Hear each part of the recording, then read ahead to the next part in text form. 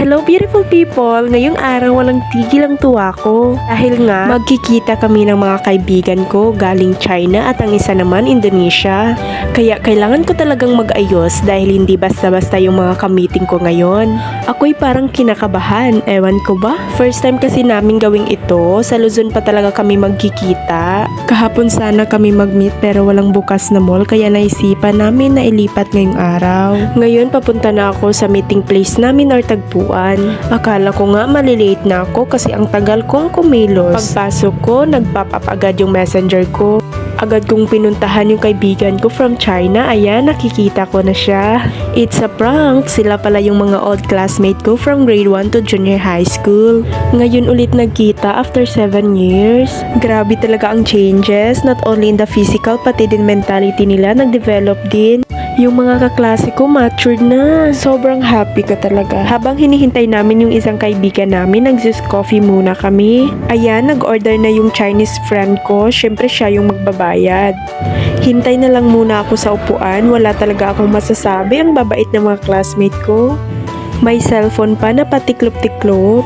Thank you sa pa-coffee engineer. Ayan, nagsimula na ang tsikahan. Sa wakas, dumating na din siya. Galing kasi ito sa paggawaan or adjustan ng mga braces. At nabigla ako pagkakita ko sa kanya dahil ang laki ng pinagbago sa physical na anyo niya. Sobrang saya ko talaga despite sa kanilang pagkabisi, nilaan ako ng oras para magkita kami tatlo. Ang lulusog ng mga kaibigan ko, kaya ayun, napatanong ako sa weight namin. Nagkita na talaga finally. Next time, hindi na lang kami tatlo, kundi pati na rin yung ibang mga kaklase namin. Ayan na nga, nagsimula na ang tsikahan. Actually, na-miss namin yung mga kabatch namin. Kamusta na kaya sila? Ang bilis ng panahon, noon nagkukwentuhan lang kami sa kahuyan. Ngayon, nasa mall na at nag-coffee shop pa. Ang sarap balikan ng mga kahapong alaala. Natatawa na lang kami kapag napag-usapan namin yung mga happy experience namin noon. Ang dami naming kwento. Hindi talaga kami matatapos neto, especially ako. Kaya ayun, nagreklamo na yung mga kaibigan ko na nagugutom na daw sila.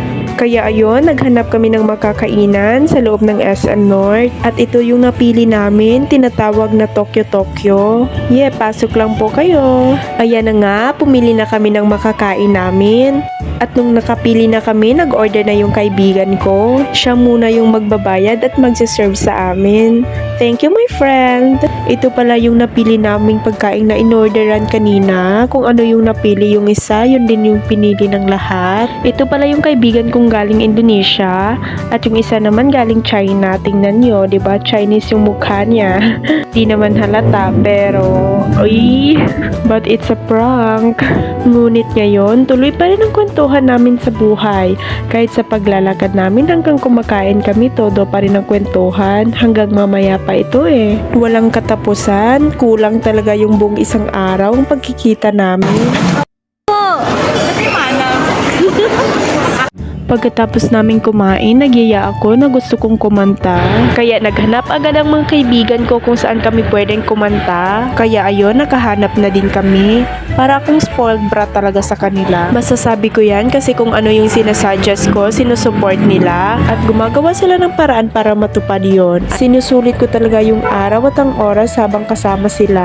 Basta ang masasabi ko lang, nag-enjoy talaga kami ngayong araw. Heist, yung feeling na gusto ko pa talaga silang makasama.